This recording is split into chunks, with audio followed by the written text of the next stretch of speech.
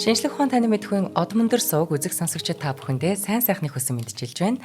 За хотуудын үүсэл хөгжил уналт босолтын тухай ярьдаг хотын түүх нэвтрүүлэг эхлэхэд бэлэн болсон байна. Та бүхэн маань нэвтрүүлгээ НТV телевиз болон од мөндөр суугийн радио 83.3 107 гэсэн хост толгойноор хүлээн авч сонсож байна. За энэ удаагийн нэвтрүүлгийн хамтран ажиллагчаар өдөр бүр шинэ урайтай Түлээ шүү Бэкери, за мөн үрждэг сар хариултаа хадгалын урайтай Худалдаа хөгжлийн банк маань хамтран ажиллаж байна. За студид амар санаа Цэнгэл хоёр нар бэлэн болсон байна. Өнөөдрийн сэдэв бол Скопье хотыг эртнийжүүлсэн нь. За өдрийн мэд. За энэ жоохон одоо эртнийжүүлэлт гэдэг чинь одоо нэг гэсэн монгол хэлэнд бол бас яг түгээмэл хэрэглэгддэггүй ер нь дурддагч байгаагүй шахуу үг шүү дээ. Энэ одоо англи хэлээрээ antiquification гэж хэлээд байгаа байхгүй юу? Антик гэдэг нэг эртний эдлийн дэлгүүр гэж байдаг шүү дээ. Тэрэн шиг тэгээд эртний эдлийн эртний хот шиг болгож хувиргасаар гэсэн санаа юм. Тэгээд яг монгол хэлэн дээр шинээр үүсгэж जैन гэсэн санаа. Эртнийжүүлнэ гэж. Болмоор үгүй нөө. Тэгэхээр одоо бас нэг иймэрхүү одоо үзэгдэл дээр нэг жоохон бүтээл чандж шинэ үгийг бараг он очихлаа гэж өөрийгөө хэлмээр байна. За тэгээд гурав зөрөө эндүү дундуу дутуу хэлсэн болохос уучлж хүлээж аваарай. Санаа нь бол тийм утгатай юм шиг. За ингээд за яг Македон гэдэг одоо бол тухайн үед бол Македон. Одоо энэ Югославийн холбооны ус бүгд найрамд тулсын нэг хэсэг байсан. Одоо бол одоо шинэ нэрээрээ Умард Македон гэдэг хотын улсын нийслэл Скопье гэдэг хотын тухай юм. За энэ Скопье гэдэг хот Умард Македон гэдэг Македоныг бол одоо бид нар маш сайн мэднэ. Одоо монголчуудын одоо өвөг дээдс бол одоо хүн нүү Чингис одоо Монгол гэдээ явж байгаатай адилхан.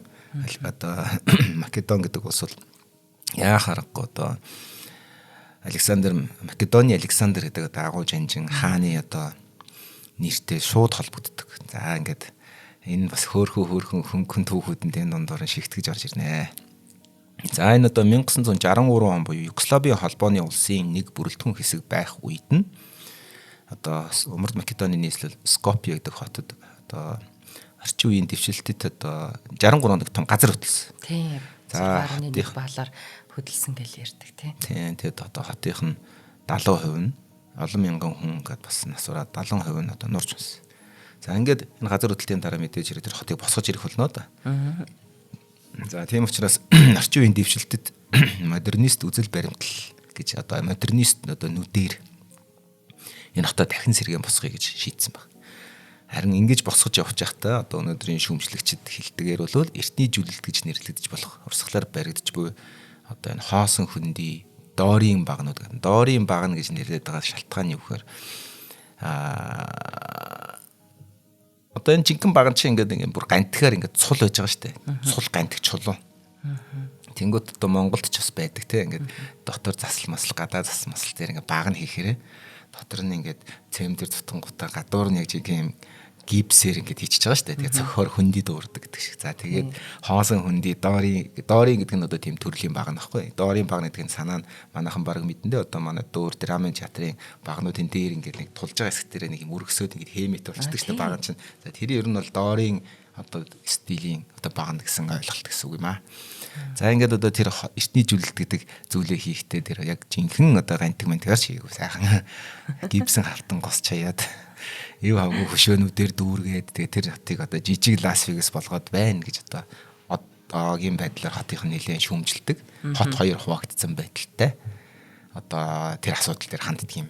За тэгээ тэр хүмүүсийн одоо хооронд болж байгаа тэр хөнköön зугаатай маргаан Монголын нийгэмд Монгол улсын хот мод байгуулалттай хот төлөвлөлт хотын одоо хөгжүүлэлттэй бас хэрхэн наалдаж болох талаар бас та бүхэн бас эргцүүлж холбож ойлгож сонсорой гэж хүсье.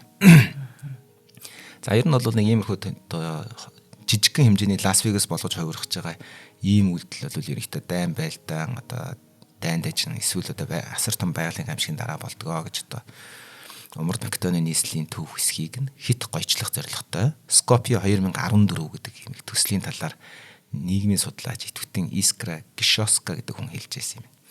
За одоо биднэрт нэг иймэрхүү төв байгаа. Гэхдээ энэ бол арай өөр. Скопье 2014 гэдэг нь Скопье хотыг хөгжлийн 2014 оны хөгжлийн одоо зохиосон хөгжлийн хөтөлбөр байхгүй одоо хотыг хөгжүүлэх.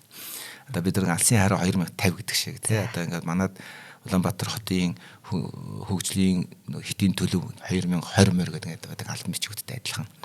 Энийг кодлж нэрлэхдээ Скопje 2014-гээд энэ 14 гэдэг Скопje 2014 гэдэг энэ төслийн дагуу хотоо эртнийжүүлсэн байна. За ингээд одоо дээр хэлсэн тэр төсөл болохоор Вардар гэдэг одоо туулгол гэдэг шиг голоор нь урсдаг. Хотыг ингээд дундуур нь хуваачдаг байгаа шүү дээ. Тий, яг нэг тийм гол байгаа. Тэрийг хоёр талаар эрчимтэй хөгжиж байгаа шүү дээ. За эндээс Скопje одоо яг энэ жижигхэн орон зай дотор Скопjegээс 10 дахин том газар нутгтай хотууд байж тээ тэр урилган олон байхааргүй тийм олон тооны баатруудын хөшөөтэй эрч хүчтэй хотын шин төвийг байх гэсэн.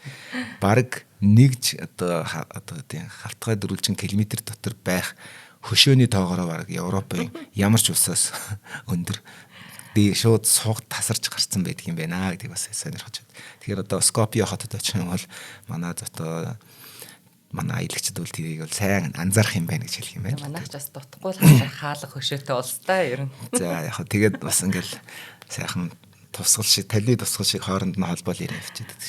Тэгээ модернист хот гэдэг хочтой юм байна л да. Уулын хот нь сансрын хурдаар жижиг Лас Вегас болж хувирлах та. Ер нь бол юм байт юм байна. Одоо ингээд голынхаа хоёр эргээр нэг хоёр шиг түүхэн барилгыг л байшин л одоо бүдэг бадаг сэргэн босгосон байдаг. Тэгээ 1980-ад оны сүүлээс хойш Европын ихэнх хотуудад бараг үзэгдэхээ байсан гэж байна. Коринфын баг нэгэд бас нэг төрлийн баг нөхгүй. За ер нь бол төсөөлөх юм бол зүгээр баг нь л нөхгүй да. Одоо доорийн баг гэдэг чинь ингээд нэг дээрээ ингээд тулдаг юмтай бол Коринфих бол юм баг чинь нэг юм байдаг шүү дээ. Нэг талцтай юм шиг гэдэг шүү дээ. За тэр нь одоо Коринфын баг нөхгүй. За ингээд одоо Коринфын баг нь гэдэг нь одоо Европын хотуудын юунаас одоо модноос гарцсан юм одоо трендээс гарцсан одоо тийм хот төгжүүлэлтийн бас нэг барилгын төрөл нь энэ 80-аад оны сүүлээс ингээд алга болцсон байсан зүйлийг тэгээ толь шиг шилэн фасадтай хэв маягтай хэмжээ дамжаа нүсэрсэн төрийн хэд хэдэн ордныг хүртэл бариад дамжсан гэж байна. Одоо нэгсэндээ санаанд бол монод бас байд юм аа. Ийм баган магантай нэг юм эртний юм грекийн ч юм уу те одоо нэг эртний ромын ч юм уу хот шиг юм барилга барьж ирсэн аа. Ийм шилэн ийм фасадтай цонх мохтой байдаг санаж байна.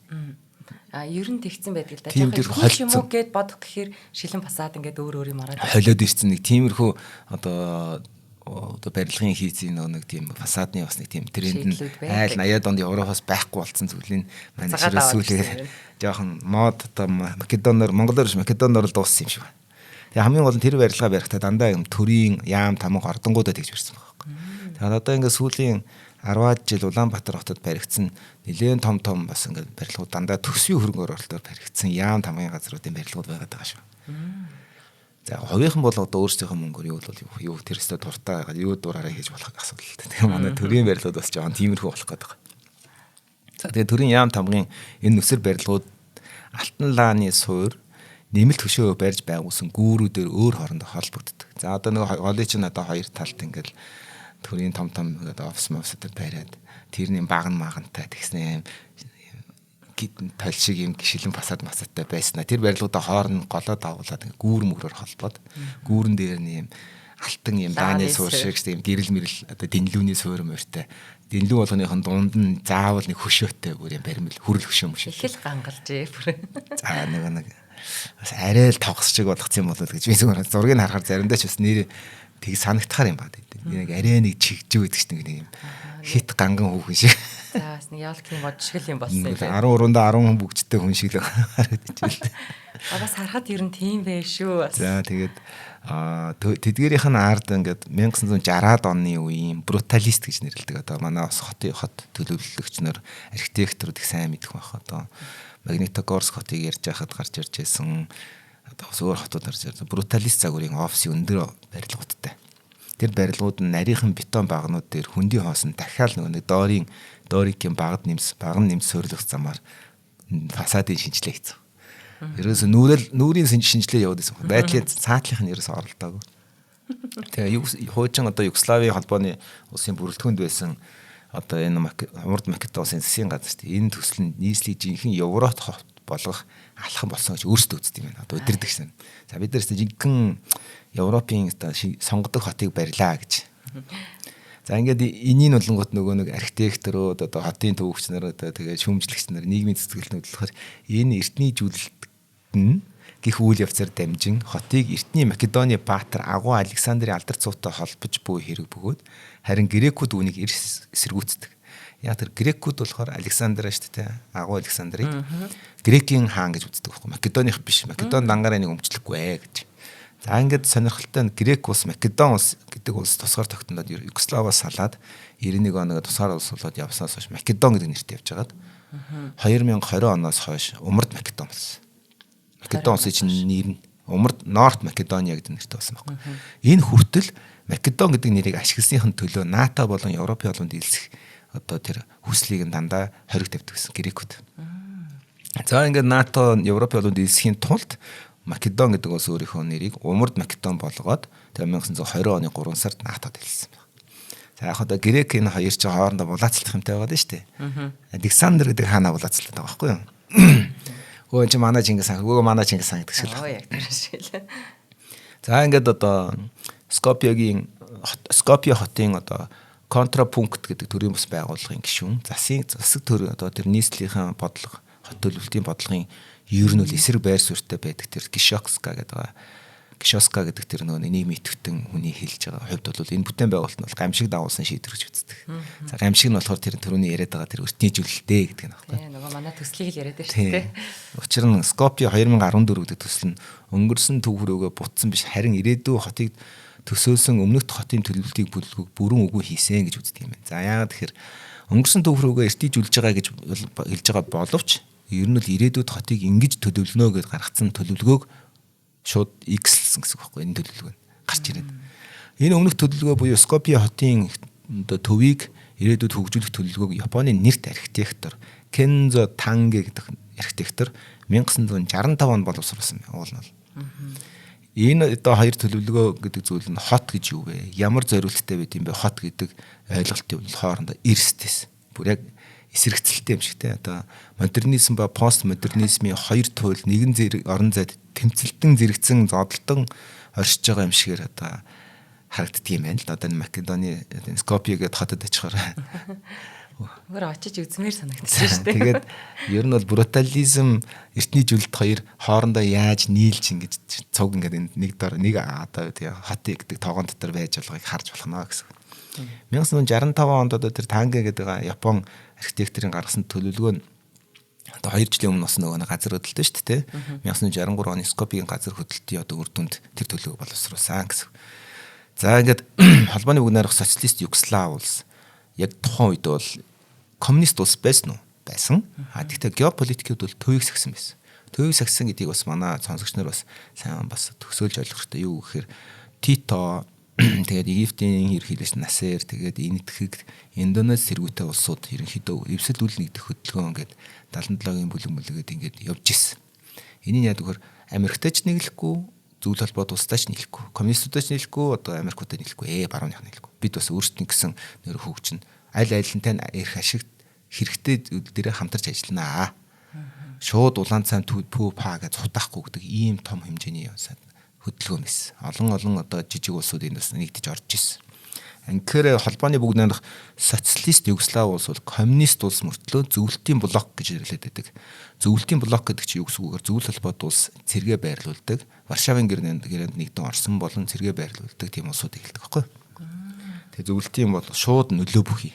Тодорхой хэмжээнд гадаад бодлого геополитикийн шууд Москвагоос удирдах болдог улсууд гэж байдаг. Жишээлбэл одоо Чех, Польш, Унгар, Урмын, Болгар гэдэг энэ улсууд. За тэнд нь Монгол орж ирж байна, Хойд Солонгос орж ирнэ гэдэг. За яг Хойд Солонгосыг бас шууд удирддаг. Яг нэг зөвлөлтийн блок гэж нэрлэдэг нэг юм улсууд. Куб гэж юм уу те. Эдгээртэй энэ блокод ордгоо мөртлөө коммунист улс байсан. Тийм учраас нөгөө нэг тухайн хотод 1963 онд ингээд газар хөдлөхөд зөвхөн одоо юу гэдэг зөвлөлт коммунист улсууд туслаагүй. Дэлхийд даяар тусалсан. Ялангуяа Европын улс орнууд. Тийм ч учраас одоо хүйтэн дайны хил хязгаар гэдэг зүйлийг давж гарч чадсан. Яа тэр зөвхөн та нар коммунист улсууд чинь туслах ёстой гэдэг загвараар хандаагүй. Америк нэгдсэн улс, Дани, Их Британи, Болгар, Орос, Польш зэрэг улсууд төр барилга угсармал одоо сууцуудыг хийж хандуулж ирсэн. Төр одоо оромжоор хорогдох байр шиг юм аа. Тийм одоо тэр чинь хотон 70% нураад үнсэн тэр хүмүүс чинь амьдрах газар хэрэгтэй шүү дээ. Тэгэхээр түр одоо манайхаар бол вагонч гэдэг шиг юмнууд хийж өгсөн гэсэн санаа. За дээр нэмээд Польшийн одоо хотын мэрэгчлэнүүд ирж дайн сүйдсэн хотыг хэрхэн сэргээх дахин төдийлөх туршлагаа хуваалцсан. Хоёулаа санаж байгаа бол Варшава хотыг санаж байна уу? Уран зураг харж байгаа босгож ирсэн шүү дээ. Яг тэрхээр Польшийн одоо хотын мэрэгчлэнүүд гэж чинь Польш улс чинь дэлхийн 2 дугаар дайнд олон хотуудаа үнс нурм болгосон. Тэгэхээр эдгээр туршлагатай байсан учраас тэр туршлагаа хуваалцах гэж бас ирсэн байл таарч байсан. Хоёул эхний хамтран ажиллагчаа танилцуулаад үргэлжлүүлье. За өнөөдрийн манай хотын түүх нэвтрүүлгийн хамтран ажиллагчаар өдөр бүр шинэ ураатай Төлөөшөө Бэкерийн хамтран ажиллаж байна. За Төлөөшөө маань өдөр бүр бидэнд одоо шинэ амттай, за шинэ тижээлтэй сайхан бүтээгдэхүүнүүдийг танилцуулдаг, санал болгодог. За өнөөдөр бол бид нарт ийм 2 төрлийн bagel сэндвичийг санал болгож байна. Цагаан будааны гурилаар хийсэн шинэ 2 төрлийн bagel сэндвич худалдаанд гарсан байна. За ямар bagel вэ гэхээр cranberry chicken bagel сэндвич гэж байна. За энэ маань болохоор амтад цангис, жимс, дахианы цээж мах авчрахтай bagel сэндвич. За энэ нь болохоор мөн л одоо будааны гурилын агуулмжтай ба тусгайлын крем чиз болон оливоор амталсан байна. За маш гоё тийм орц найрлагын хувьд хоорондоо их гоё зохицолтой будааны гурил учраас шингэж сайтай ийм эрүүл өглөөний цайнд тохиромжтой бэглийг санал болгож байна. Хоёр дахь нь болохоор Сезам bagel сэндвич байна. За өндөг гахамахаа авчрахтай bagel сэндвич. Энэ нь болохоор бас л будааны гурилын агуулмжтай ба тусгаалan крем чиз болон күнжит дүүрээр амталсан. Энийг л ах чинь вэ? Шүлсээ залгиж байгааг харчиж байгаа болов уу гэж бодох юм. Би нэрийн Төлөөшөөгийн реклам дээр нэр залгиж байгаа л орохоор л залгичаад байгаа шүү. Энэ багаараас орчих. Энэ бүх салбараар борлуулагдж байгаа манайха 75 10 утасны дугаараар лавлна. За www.tlj.cg гэмээр одоо сайтаар нь бас зочилж болно. Пэйж хуудасч байгаа. За тэгээ ер нь дандаа шинэ бүтээгдэхүүн би юугаа дутуу яатсан байх үедээ тийм ээ. За bagel сэндвичээс гадна маш олон шинэ бүтээгдэхүүнүүд манайхан байгаа шүү. Одоо энэ хөөрхөн беконтой омлет ч бас гарч байгаа юм байна. Өндөгний омлет болон гахаа махан мини шарсан талханд одоо цэцгийн тосыг тусгайлан шингэн шаржигноор болгосон гэж. За энэ мэтэр Төлөөжөөгийн бүтээгдэхүүнүүд бол амт чанарын хувьд та гайхалтай зохилтлогч гэж сайхан. За 2 bagel зөвхөн санал болгоогүй юм байна шүү манайхан. Маш олон бүтээгдэхүүнүүдийг бид нэр санал болгож байгаа. Ер нь бол Төлөөжөөгийн салбаруудаар бүгднгээр нь худалдаалагдаж байгаа. Манайхаа ер нь салбаруудыг бас мэдэн дээ, тийм ээ? Ер нь бол мэднэ. Гэрийнхээ ойролцоох ер нь бүх салбаруудыг бол ер нь гаргахгүй шүү дээ. Та сайн намайг ярьж шүлсээ залгиж байгаа одоо орж ирж байна. Залгисаар аваад тэгээд арай гэж амьсгаа аваад орж ирж шүү дээ. Энэ хотоос та гоё шүлсрэг орж ирж шүү дээ. Төлөөжөө дээр. Ингэж ирж байгаа. За тэгээ Төлөөжөөг манайхан хэдийнэ мэднэ салбаруудаар нь үйлчлүүлээрээ. За бусад бүтээгдэхүүнүүд за тэгээ тэр тараг, жимстэй тараг, дандаа бол тараг нь бас их таалагдсан бүтээгдэхүүнүүдийн сонирхорой манайхан баярлалаа хамтран ажилдагт. Төлөөжөө. Энд чинь л би цачаад байдаг шүү. За яг тэгээ жоохон чадвар муутай л дуулдаг хүн.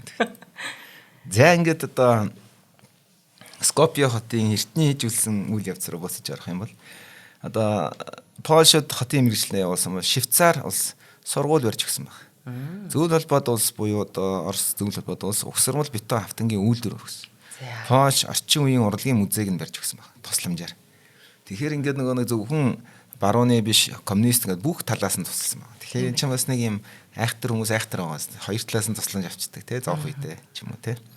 Америк их сургуулиуд Македоны архитектуруудыг тэтгэлгээр их сургуулиудаа сургасан. Грекийн Doxiadis Associates гэдэг фирм хотын дид бүтэц ирээдүйн өсөлт хэлтийн зураглалын төслийг зургийг боловсруулж өгсөн. За анкерчуд ерөөсө хаанаас л тусалж байна. Харин хотын төвийн төлөвлөлтийн уралдаанд зарлалт юм байна л да. Одоо Монгол улс бол ер нь би заримдаа бодод байна. Олон хотыг дандаа ингээд уралдаан зарлаад том архитектурд ирж төлөвлөж өгдөг байсан байгаа байхгүй дэлхийн. Тэрэн шиг манайх ер нь тэгээд өгчүүл яасан бэ ч гэж бодох шиг санагдав. Мантийн туршлага байхгүй юу? Уралдаан гэж зарласан юм бол байхгүй байна.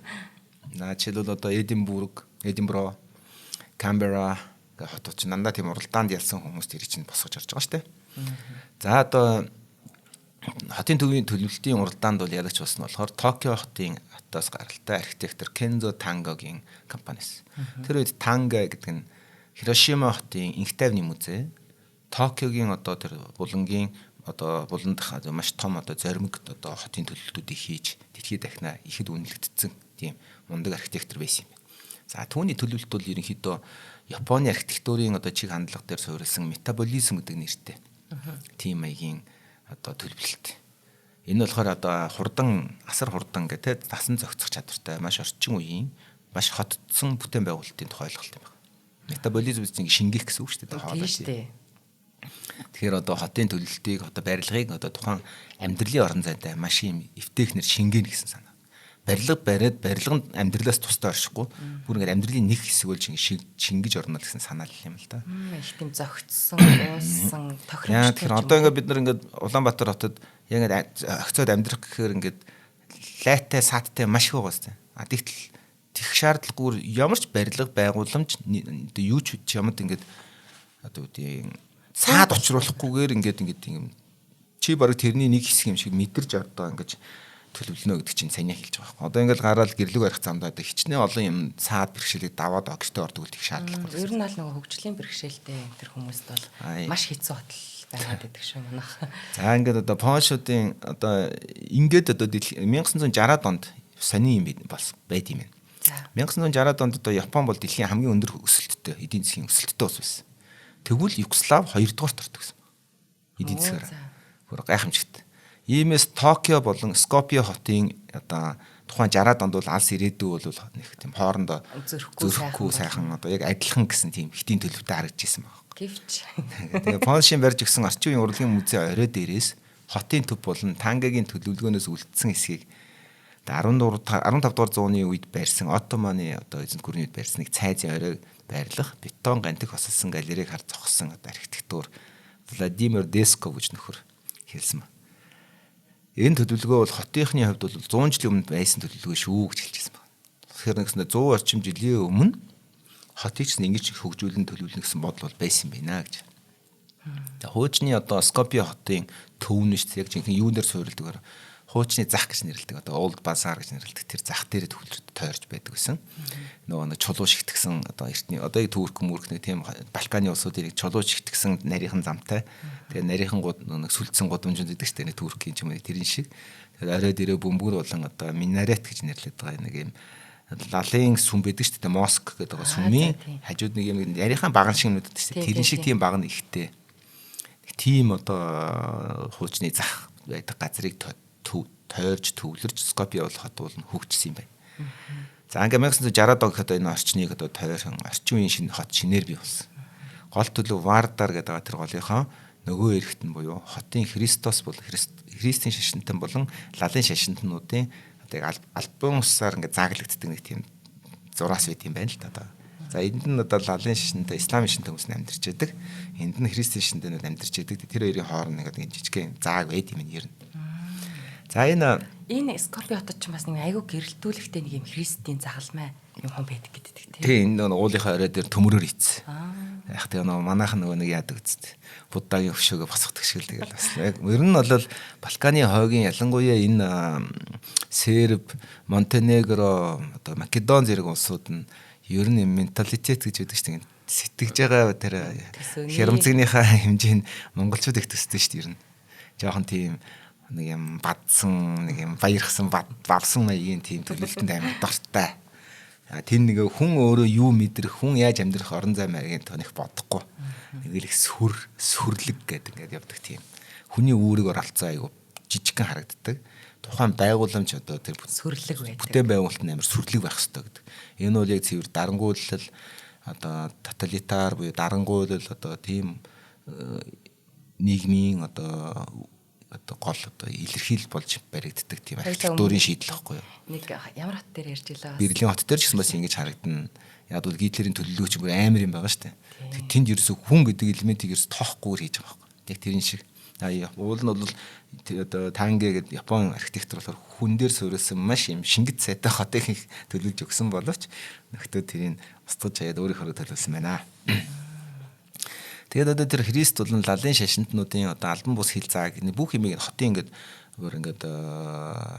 яг хотын соёл болон хотын яг амьдралын ингээд мэдрээд ирэхээр Тангэ тэрэн дээр төлөвлөлт гаргаж өгөхдөө яасан бэ гэхээр хотыг нэгдмэл болгохын тулд Христ лалын шашинтнаараа салж хоёр талд байлгахын тулд орон сууцны барилгуудаар бүрдсэн хотын хаан гэдэг бүтцийг төлөвлөсөн.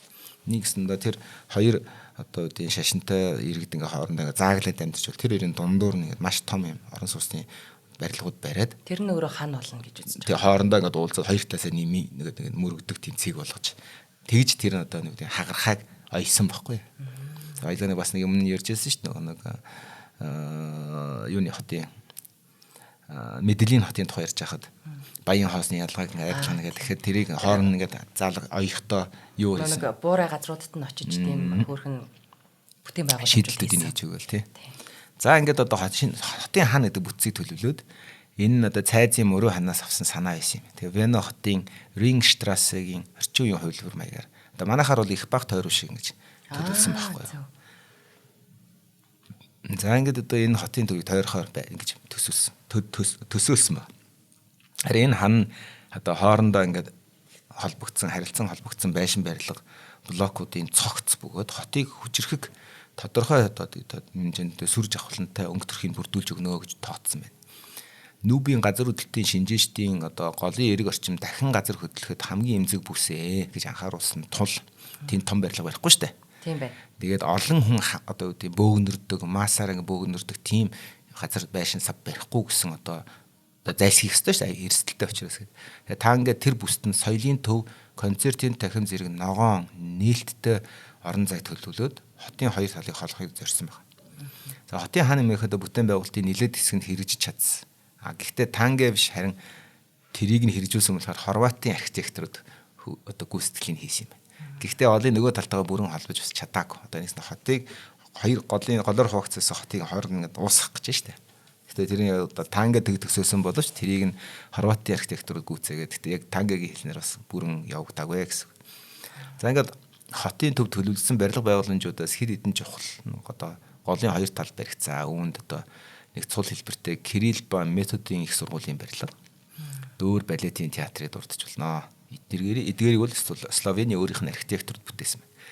За ингээд Македоны архитекторууд унган брутализмын өвөрмөц бие даасан загварлах харилцаа холбооны төвгүүд одоо харилцаа холбооны төвийн барилга гэж нэг барилга байна. Тэр барилгыг барьсан ба. Энэ бол яг жинхэнэ одоо нэг бруталист гэдэг архитекторын төрөлд орох үст тийм барилга.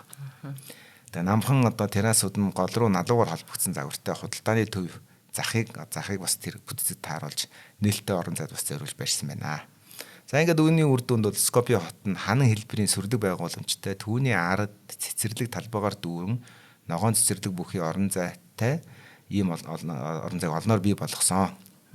Энэ төлөвлөлт нь нарийн чимэглэл түүхэн төрсөл агуулгаач өөрийн ойр орчныг бүрдэх одоо түүхэн байгууламжаас одоо жишээлбэл одоо хуучин зах болон цайзаа санаа авч тэдгэрийг орон зай зохион байгуулалтын хувьд дөөрэж хийсэн байна. За ингээд алслалт одоо зайнуудын яг тэр хэмжээг нь алдагдуулахгүйгээр яг юм одоо хэмнэлийг хадгалсан гэх юм уу да.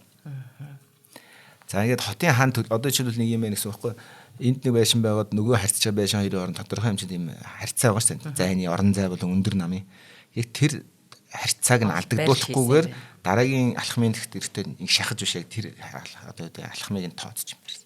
Манайх тэгвэл нэг хэсэг юм хоосон байж нэг хэсэг бүр битүүж хийцсэн юм шиг төлөвлөдөг шүү дээ. Тэгээд тийм зөвшөөрөл өгсөн. Гэсэн одоо жишээлбэл нөгөө нэг цементийн ширэн гэж төлөвлөлдөг бол биш. Зүгээр зөвшөөрөл өгсөн. Тийм төлөвлөхөөр өгсөн. Тэр чинь мөнгөнд төлөвлөж байгаа байхгүй юу? Тийм яг байна. Авилгал юм уу тэр мөнгөнд төлөвлөдөг байхгүй юу? За ингээд одоо тэр мөнгөд чи юу шунал нөхгүй. Улаанбаатар хотын төлөвлөлт бол зүгээр шунлын төлөвлөлт байхгүй юу? За ингээд одоо хотын хан төлөвлөсөн ёсоор эхнээсээ дийлэн хэсэгт нь хэрэгж эхэлсэн боловч Тангэгийн хувьд одоо тэр том амбицтай хотын хаалга гэдэг төсөл нь анханасаа бүтлгүүцээ. Энэ бүтээн байгуулалт 1980-ад онд үүдээ нээсэн галт тэрэгний буудлын эргэн тойронд төвлөрөх ёстой байсан юм. За хотын хаалга гэхээр юу гэсгүй гэхээр галт тэргээр ирээд хүмүүс орж ирэхээр хот руу ингээд нэг юм хаалгаар орж ирж байгаа гэсэн шиг тэр галт тэрэгний тэр багцаал болон буудалд тойрсон төлөлтийг хийх гэж байсгаад тэр чадаагүй юм байна. Өөр хаалгагүй хот юм уу те? Хаалгагүй байдаг. Ядуу хот. За ингээд уул нь бол санаа нь өндөрлөгт өргөцсөн юм гүүрэн дээр одоо байрлах хэвээр тэр худалдааны тэр байрлах одоо тэр өндөрт ингээд төлөвлөх гэсэн байгаа байхгүй юу. Галт тэрэг ингээд эренгүүд галт тэрэгний тэргийн тойронд буудлын эргэн тойронд ингээд тэр өндөрт төлөвлөх хэвээр зүйлүүдийн аль нь ч хийгдэг. Тэгээ энэ уудлаас одоо худалдааны төв рүү цаашид одоо гол руу хүрэх ёстой байсан одоо цаамхаг сүйдрвч одоо барилга байгууламжууд аль нь ч явагдаагүй. Тэрийгэ дагаад л өгч ёстой юм байна тий. Тэгээд эн чинь санаа нь богоон ирээд галтерны буудлаасаа шууд залгуулад тодорхой юм нэг юм орон зай юу болохгүйгээр тасрахгүйгээр тэндээсээ яваад дэлгүүр хоршоо ч юм ингээд барилга байгууламжаар дамжиж ингэж явж байгаад бүр худалдааны төв рүүгээ худалдааны гудамжтайгаа шууд нийлэхээр тийм төлөвлөлт байсан тэг хэрэгжиж чадаагүй гэсэн.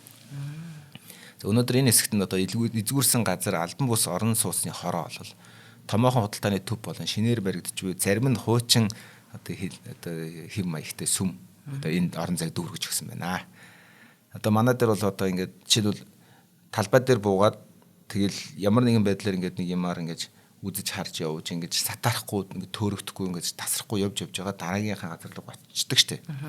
Тийм байхгүй дандаа ингээд нэг газар нэг бүлцэл байж өсө дараагийн нэг өөрийг бүл газар чихэнд бол нэлээд юм дундуур явж байгаа ингээд тус таах нэг үргэлж биш гэсэн. Хонконгд очижсэн нь. Хонконгд очиж байгаагүй. Хонконгийн одоо яг төлөлтөө тийм байхгүй яг юм шигүү хотын төлөлт бас тийм л дээ. Яа тэр одоо баг нэг метроноос буугаал одоо моол руугаа орох банк дэлгүүр хоршоо үүсгэх орох дандаа ерөөсөө яг байшин дотор явсаар байгаа дуусчихсан. Нөгөө тийм төлөвлөлт нь амар юм. Яг заавал байшин байх алгүй ч гэсэн энэ заавал нөгөө тасалдахгүйгээр явах хэрэгтэй гэдэг төлөлтийг эднэр хийж байгаа. Тэгээд тэрийг төлөвлөж хийж чадаагүй. Тэгээд одоо жинхэнэ нөгөө нэг манах шиг ингээд дээр дороо доогонцсон байгаа л гэсэн үг л дээ. Одоо жишээлбэл хүүхдийн 100-аар явж яснаа гинт Шангрилаараа яваад ордог ч юм уу. Тэгсэн Шангрил явж байсан гинт нэг гараад ирсэн чинь одоо юу гэдэг 13-ын одоо натурын тэнд явж байсан нэг тийм тасалдалгүй төлөв байхгүй байхгүй юу. Тэгэл энээс очихын тулд тэрнээс очихын тулд нэг километрийн дотор таксиж барих хэцүү, алхах хэцүү нэг юм зовлонтой болоод дээ шүү дээ гэсэн санаа л хэлж байгаа. За ингээд одоо 1990-ад онд одоо дээр юу байж байгаа. 1980-ад онд гэхэд одоо дахин одоо хотыг дахин сэргээсэн хотын ажил бараг бүрэн дуусч эхэлж исэн юм байна. Одоо нэг газар хөдлөлтөөс ингээд Орсон хотыг сэргээж явах ажил нь ерөнхийдөө дуусах үедээ зэрэгцээд Югославийн эдийн засгийн гайхамшиг нурч гисэн. Ажилгүйд л их хэмжээгээр нүүрлэж улсын өрийн хэмжээ үлэмж нэмэгдсэн байдалтай байсан энэ үед. Ингээд 1990-ад он ерөнхийдөө коммунист систем задрамж бутраад пан Югослав гэдэг тэр одоо тэр Хорват, Словен, Серб, Монтенегро, Македон одоо Косово тэр бүгдийн багтаасан пан Югослав гэж нэрлэдэг байхгүй одоо Нарма Югослав юм уу та. Тэр Югославийн эдийн засаг одоо өжигэрсэн дайнаар солигдсон. Одоо тэгээ нөгөө Балканы Югославийн дайн гэж байдаг НАТОтой байлцсан. Одоо тэр түүх ингээд эхэлж байгаа. Одоо тэгээд нөгөө дайныг эмтэрхт ингээд цодлуулсан Милошевичнээс гэл гарч ирнэ. Холливуудын кинон дээрс нэлээд гардаг байна. За ингээд тэр дайнд оролцоогүй тий. Македон бол энэ дайнаас эхлээд нөгөө хоёр дайн болж байгаа. Хоорондоо саллан тусгаардахтай. Бас амар дайм болсон шүү дээ. Одоо Босны Герцеговинад бол бүр амар муухай. Сараево гэдэг хот. Нэг өдөр л хөрш байсан хоёр хүн бие энийг буудаж эхэлсэн байхгүй. Нэгэн цагт эвтэй байсан хоёр хүмүүс. Тэгээд одоо Македон бол ингээд инх тайвнаар ингээд тусгаар тогтнолоо олоод юм аллах хэдлэг болгоод. Тэгэхэд чинь одоо Хорват ялангуяа Босны Герцеговинад бас маш хүнд тулдаан хүн аав ээж нь алуулсан маш олон үүдэлтүүд болдог байхгүй одоо хүний геноцид хүрт хийгдсэн. Югослав улс хоорондоо бие нэг. Энэс бол яг Македон бол арай холуур тойрч өнгөрсөн. За ингээд одоо умард Македон энэ дайнд оролцоогүй ихэнх нь тэр тусмаа хөдөө орон нутгаас нүүж ирж ирсэн Скопьед амьдрал хайж орж ирсэн олон мянган хүмүүс ажлын байр алдсан. Систем нураад унахаар ажилгүй болсон гэсэн. Хоёлоо дараагийн хамтран ажиллаж чаа. Дордоод бүр цаг өнгөрчих. За хотын төх нэвтрүүлгийн дараагийн хамтран ажиллагчаар үрждэг сар хариултаа хадгалын урайтаагаар одоо худалдаа хөгжлийн банк маань хамтран ажиллаж байна. За тэгэхээр худалдаа хөгжлийн банкнаас зарлаж байгаа одоо хариултаа хадгалын урамшуулалт хөтөлбөр маань 4 сарын 12-наас 5 сарын 13-ны хүртэл бидэнд дахиад боломж олгоод хугацаагаа сунгасан байгаа шүү манайхаа. Та хоёрын худалдаа хөгжлийн банкны харилцагч биш бол энэ доор гарч байгаа QR кодыг уншуулад худалдаа хөгжлийн банкны одоо онлайн аппликейшн татаад за тэгээд 6 сар ба түүнээс дээш сарын хугацаатай хадгаламжийн данс нэгээд хариултаа хадгалаад эхэлж болж байна. За харилцагч хэрний энэ үйлчилгээнд бүртгүүлээгүй бол бас л одоо аппликейшнийг татаад үйлчилгээндээ бүртгүүлж болно шүү. Тэгэхээр энэ хариултаа хадгалъя гэж үйлчилгээг манайх ерөнхийд нь ойлгосон байх 500, 1000, 1500 гэдэг одоо 5000 хүртэлх үнийн дүнгээр та өөрийнхөө хариултыг тохируулаад тэгээд карта зурж байгаа гүйлгээ болгондоо за ер нь гүйлгээ болгондоо л та тэр сонгосон үнийн дүнгээр хариултаа дансанд хадгаламж үүсээд байх юм. Тэгэн гол 25,000 төгрөгийг чинь худалдаа хөгжлийн банк таныг урамшуулад 50,000 болгоод өгөх гээд байгаа маа. Тэгэхээр энэ урамшууллыг та энэ зарлагдсан хугацааны туршид нэг л удаа үржүүлж авах боломжтой. За мөн таны мөнгө хэдэн төгрөг болоод байна, яагаад энэ гэдэг мэдээллийг бүртгэлтэй утасны дугаар руу эсвэл одоо Viber ч юм уу мессежээр илгээчдэг юм байлээ шүү. Тэгэхээр хоримтлалтай Монголыг бүтээцгээе гэд биднийг уриалаад байгаа. Хоримтлалын үр шимийг ойлгуулах гээд байгаа. За зарим нь бүрээ ойлгоод аялаж зугаалаад өөртөө зарцуулаад ямар нэг байдлаар хоримтлалын үр шимийг хүртээдэл байна л да. Тэгэхээр одоо та орж амжаагүй бол хариулт хадгалын үйлчилгээндээ заавал бүртгүүлээрэй. Бид одоо хэлсээр л байгаа. Хариулт хадгалын үйлчилгээнд гэхдээ би бүртгүүлээ гэсэн одоо яг эх 7 хоногийн зандагт орох нэвтрүүлэгт ороход бүртгүүлсэн байгаараа гэсэн даалгавар авсан би. Би бүртгүүлцээ. Харин тийм ээ. Сая бэлгүүний маань Монголд ирээд буцахтаа хариулт хадгалыг бүртгүүлэх гэж л ирлээ дээ. Тэгээд би угаасаа бүр худалдаа хөгжлийн банк бит хоёр чинь баг хинэн төрүүлж байгуулагдсан байдаг шиг байдаг. Худалдаа хөгжлийн банк байгууллагад дансаа нээж эхэлж байхад би үжид данстай байсан байхгүй. Чак нэр шиг байна байхгүй. Та битгий ингэж юм. 2001 оноос хойш. Нас масыг чинь баримжуулж болохоор юм ярьж л та. 2001 оноос хойш хэрэглэгч нь үнэн хэрэглэгч нь. Бид хоёрын харилцагч нөгөө хамтран ажиллагч танилцуулгатай их маазарч яваад энэ хүмүүстэй нэг доор комментор реклама дахиад явж болох уу? Түүхэ болио үлээ. За. За ингээд одоо Скопье хотын жинхэнэ инээдтэй хэсэг нь одоо эхэлнэ. Ер нь бол одоо ингээд Скопье хотын одоо Скопье 2014 гэдэг ингээд төслийн одоо туйлширсан одоо үйл ажиллагаа одоо ингээд эхлэх гэдэг туншаад байгаа байхгүй. За ингээд төлөвлөж явсаар байгаа л. Одоо хоёр одоо тэр тангэ болон хожууд хийсэн хоёр төлөвлөгөөний одоо хамгийн тод ингээд илэрлэн хаддаг газар бол худалдааны төв болон 1930-ад оны үндэсний ассамбле буюу одоо Улсын хурлын чуулганы одоо барилгын хооронд орших жижигхэн цэцэрлэг түрээлэн тийм тод харагдсан юм байна л да. Ялгаа нь маш сайн харагддаг гэж байна. Тэр гаргадаг газар нь. За тэр барилга газар нь тэр одоо барилга нь бол одоо газар хөдлөлт тисэж үлдсэн цөөхөн байгууламжуудын нэг юм байна. Тэр одоо 1930-ад оны үндэсний ассамблеийн барилга. Энэ хоёр барилгын хоорондох орон зай бол жинхнээсээ хөшөө баримлууд хяналтгүй шахам үерийн ус шиг үерийн усанд урсаж орж ирсэн юм шиг олон хөшөө дурслууд баригдсан юм байна.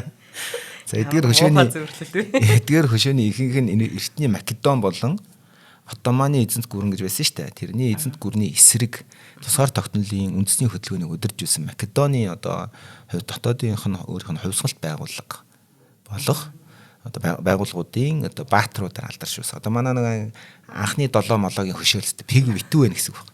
За яагаад гэсэн гэхээр энэ Македоны дотоод хувьсгалт байгууллагын одоо байгууллага нь өнөөгийн одоо тэр Македоны эрх хөрөгч намынх нь одоо нам нь бол өөрөө өмнөөс гаралтай гэж өөрсдөө үздэг юм байна л да. Тэгэл жохом одоо ингээл эрх барингуудаа за одоо бас та бороонуудыгаа жиггэн алдаршуулнаа гэл тэгэл чи хилээдээ би хөшөөг нь бариад гээл барьсан байгаа. За ингээд зөвхөн тэр баатруудаас гадна нэмэгдээ дунд зууны үеийн янз янзын одоо бас нэг үндэсний хэмжээний хаадууд баат орж ирж байгаа хөшөөнүүд. За ясна ардын үлгэр домгийн баатруудыг хөшөөж хүртэл орж ирнэ. Одоо жишээл одоо үеийн царцаа намжил эрхийн мэрэгэн нэг юм ярингууд тоороо банд чиглэл хөшөөнүүдээс нэмэгдэл эхлэнэ гэсэн. Тэг нэг юм ярингууд л хөшөө барьчил та гэл тэгээдсэн юм болоо. Гөө ерөөсөө энд хөшөө барина нэр надад 108 нэр хэрэгтэй байна гэсэн л байхгүй. Энэ нөгөө Отtomаны гэж яриад байгаа нь одоо Османы гэж ярьдаг мөн үү? Мөн. Отtomаны эзэнт 500 гаруй жил бараг. Тий. Юутай одоо хяналтанд байсан. За ингээд одоо 3 дугаар рейх гэж нэрлэдэг. Одоо Гитлерийн Германы үеиг. Тэгвэл одоо 3 дугаар рейхийн уур амьсгал бүхий алтан баримлуудаар чимэглэгдсэн ротонда гэж байгаа. Ротонда гэдэг нь бөмбөр оройтой барилга юм.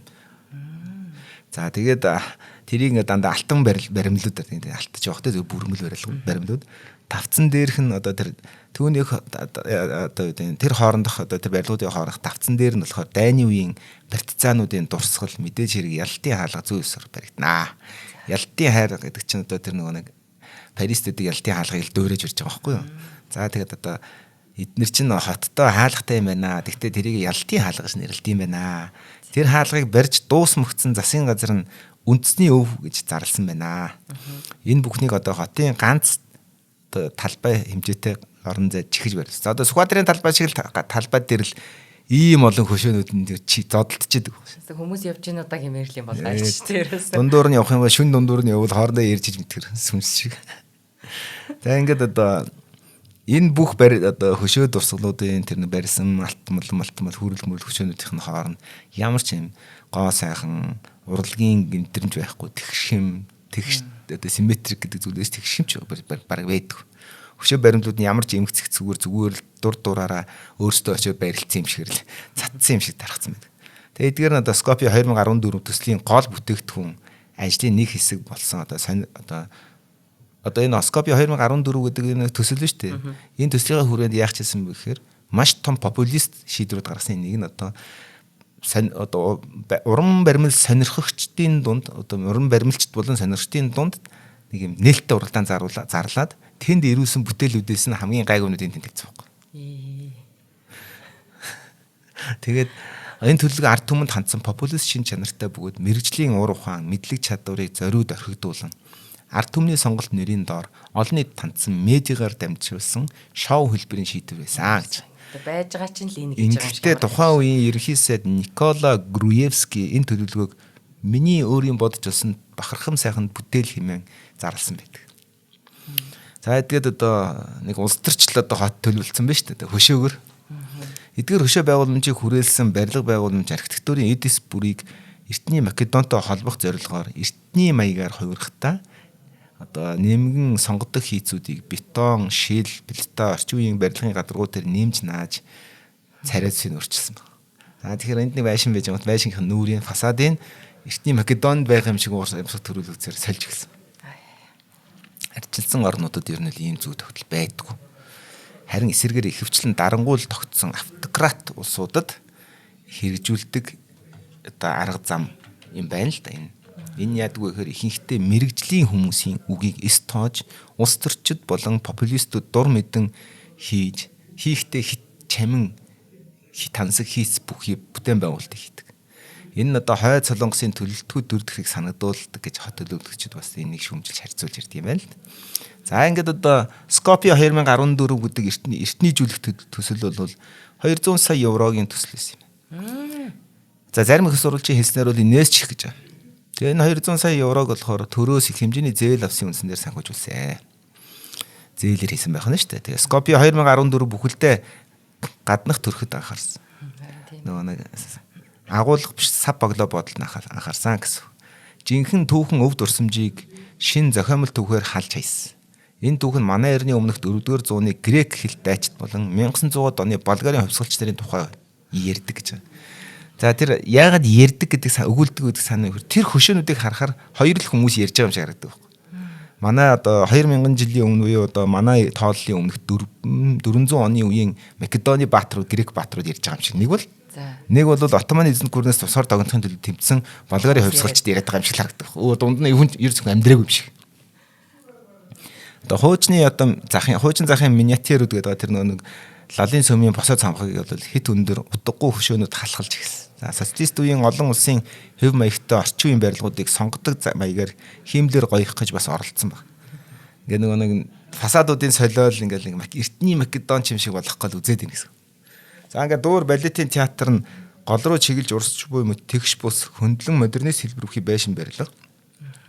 Гэдэг энэ барилга нь 2000 жилийн өмнө баригдсан мэт харагдуулахыг оролцсон.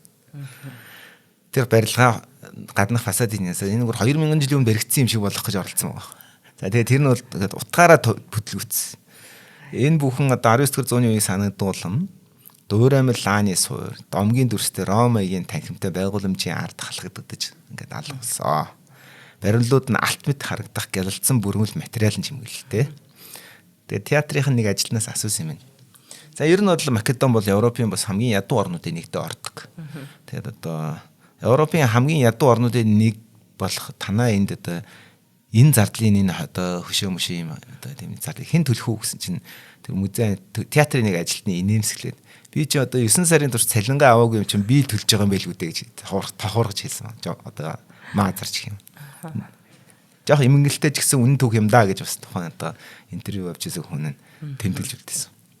За гэхдээ яагаад одоо нэгдсэн үндэсний байгууллагын дэлхийн шилдэг хот төлөвлөгч архитектуруудын оролцоотой хамгийн дэвшлэл загвараар хотыг дахин босгосон 1965 оны энэхүү бүтээн байгуулалт болсон олон улсын төсөл өнөөдөр одоо өөрийн өв залгамжлаа одоо нөөцөө үлдээгээгүй цоо шинээр одоо Skopje 14 болоо хувирч ба гэдэг асуудал гарч ирж байгаа.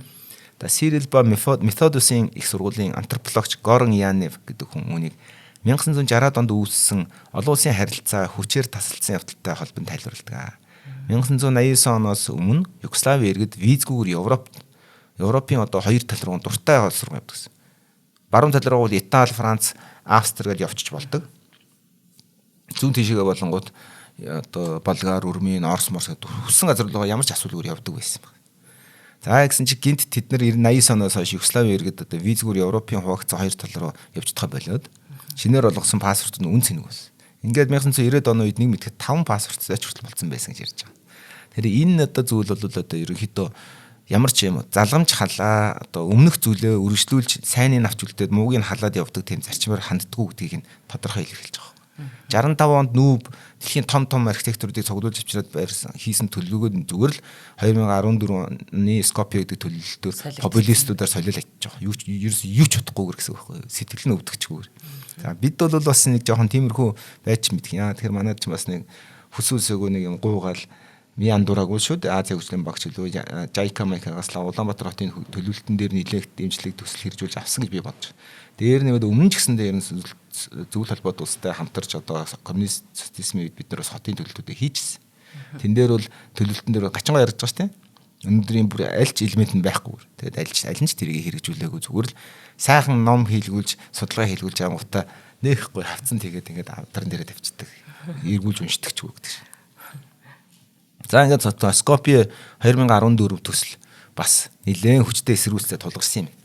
Швейцарын алдартай дизайнер Скопье хотын сэргээн босгоход оролцсон олон одоо зүтгэлтнүүдийн нэг болох Альфред Ротин Шев, Македоны архитектурын холбооны хуучин тэргүү Цэги Даница Павловска бас нэг удаа бахархтайгаар бас бичтэй хэлж ирсэн юм. Бид бүх нийтийн референдум зарлаж санал асуулах байхгүй. Худалдааны төвийг эртний болгож хувирах санаачлагыг зогсоож цэцгэж байгаа. Гэсэн ч одоо хитрхи хурдан өрнөс. Засгийн газар бол их хурдтай өрнөсөн юм шүү дээ.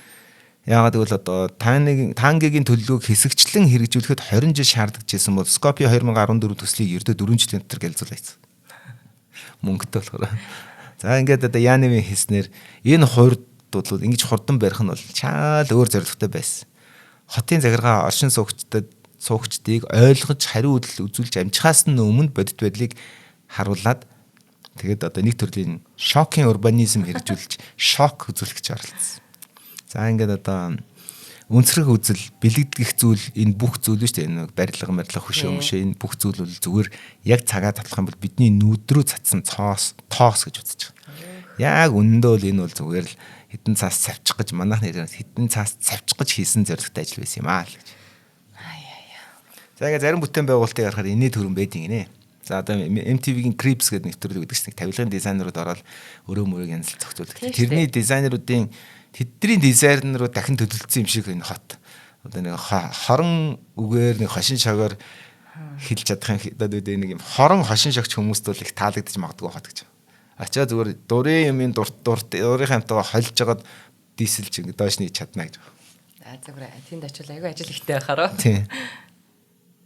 За ингээд одоо энэ одоо хоёр төлөвлөлтийн ялгаа нь өнөөгийн нийгмийн үнэт зүйлийн огцом шилжилт өөрчлөлтийг шууд илэрхийлдэг. За ямар өөрчлөлт гэвэл тэгш байдлыг популизмаар сольсон байна.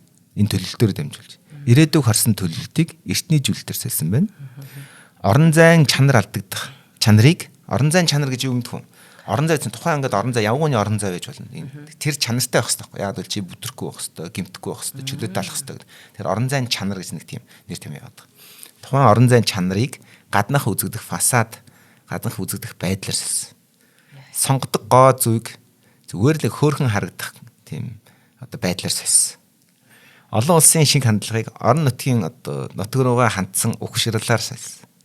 Функцээр суурилсан буюу functional буюу одоо үр бүтээмжтэй, үр өгөөжтэй одоо архитектурын илэрхийллийг одоо архитектурын илэрхийлэлээр суурилсан одоо архитектурыг сольж ирсэн байна.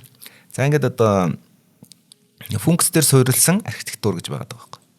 Яагаад тэгэхээр functional буюу ингээд ажилдаг архитектурын төлөвлөлтийг зүгээр л нэг юм илэрхийлэл одоо нэг юм зүгээр шкатурка гэж хэлдэг нэг юм маск шиг крем шиг зүгээр ингээд нүүрнээр крем тавил болчихж байгаатай адилхан болгож сольсон байна гэсэн үг. За ингээд одоо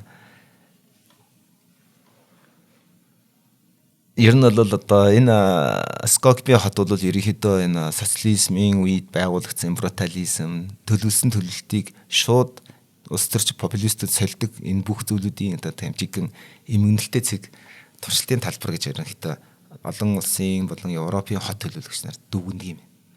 За яг харахад одоо орчин үеийн дэвшилт үзлийг хуучинсаг хандлага ялах ёстой гэж хүсдэг хүн бол Скопье руу яваад үзчихэрэй гэж. Одоо нэг модерн гэж хэлээд шүү дээ. Нэг орчин үеийн ингээд нэг хот шиг юм urban life-ийг ингээд байж тал тэр үгүй. Энэ бол одоо юу гэдэг хуучинсаг тийм эртний гоё хот ч гоё гэж яддаг хүн боддог хүн бол тийшээ очиж үзээрэй гэж байгаа шүү. За тэгээд одоо Скопье хотын тэр нэг хөшөөмшүүдийг харахаар мэдэгдэнэ. Нэг юм ганган нэг юм чин баян шиг гэсэн үг юм да. Гэнт баяжигч шиг юм уу те. Тий, тэгэл зүгээр чухам ингээл одоо талбайгаа тойруулаад бид нар баг нь болгоныхоо хооронд цухаатар одоо үдэ нацагдорж гэлээс нэрлээл тэрнийг хөшөөг барайл ингэсэн. Тэгэл тэр болгоно алтан бүрмэл ингээд тэр өрг шиг юм болгол тавьчихсан юм байна тэр. Тогс шиг юм гэсэн үг. За бас л сонирхолтой хот байлаа. Надад ингэ санагдлаа. Одоо энэ чинь энэ хотын барилгуудыг харахаар нэг бол айгүй өндөр ингээл морьтой баатар дандаа алт татмал өнгөтэй юмнууд байгаа л нэг бол нөгөө нэг бүрийнхээ багнууд нь харагдалаа шүү дээ тий. Тэсний энэ хот ерөнхийдөө өөрөө яг л тэр доорын баган шигээл хот юм байна. Гаднад л нь гоё, дотроо ингээ хоосон тий. Дотроо нь хөндөй. За энэ доорын баган шиг хотыг бас ярьж өглөө. Шинжлэх ухаан танин мэдхүү од мөндөр цог үзэг сонсогчдод та бүхэндээ хотын түүх нэвтрүүлгээ хүргэлээ. Та бүхэн нэвтрүүлгээ NTV телевиз болон од мөндөр радио 83.3 170 гэсэн хост дэлгэнээр хүлээн авч сонслоо. Өнөөдрийн нэвтрүүлгийн хамтран ажиллагчаар өдөр бүр шинэ ураатай төлөв шүү компани, за мөн үрждэг сар хариулт хадгалын ураатай Худалдаа хөгжлийн банк маань хамтран ажиллалаа. Студид Худалдаа хөгжлийн банкны анхны данс эзэмшигч Амар санаа Цэнгэл баяр нар ажиллалаа. За дараагийн хотын түүхээр уулзлаа. Түр баяртай. За баярлалаа. Нэвтрүүлгийг хүлээн авсан Нарны аймгийн монголчуудаа баярлалаа. Од мөндөр суваг энэ мэтлэн танин мэдхүн 1000 хөтөлбөрийг 2025 оны 7 сарын 1 хүртэл та бүхэнд хүргэх юм. Их хэлээрээ шинжлэх ухаан танин мэдхүг түгээхийн үйлсэд та нэгтгэх хүсвэл бидэнд таньд өгөх боломжтой. Нэг нэвтрүүлгийг 100 төгрөгөөр буюу 1000 нэвтрүүлгийг 100,000 төгрөгөөр үнэлээд та биднийг дэмжээрэй. Жилдээ ганцхан удаа 100,000 төгрөгөөр дэмжснээр шинжлэх ухаан танин мэдхүг түгээх энэ үйл хэрэг таны оролцоотойгоор амжилттай үргэлжлэх юм а. Зандан хүү миний нэр дээрх голомт банкны данс байгаа. 30 15 15 1942 30 15 15 1942. Та 100,000 төгрөгөөр шилжүүлэхдээ гүйлгээний утга дээр нь өөрийн нэр болон утасны дугаараа заавал бичээрэй. 100,000 төгрөг хандвалснаар од мөндөр сувгийн алтан гишүүн болох юм. Шинжлэх ухаан танин мэдхүй Монголд ялах болтугай.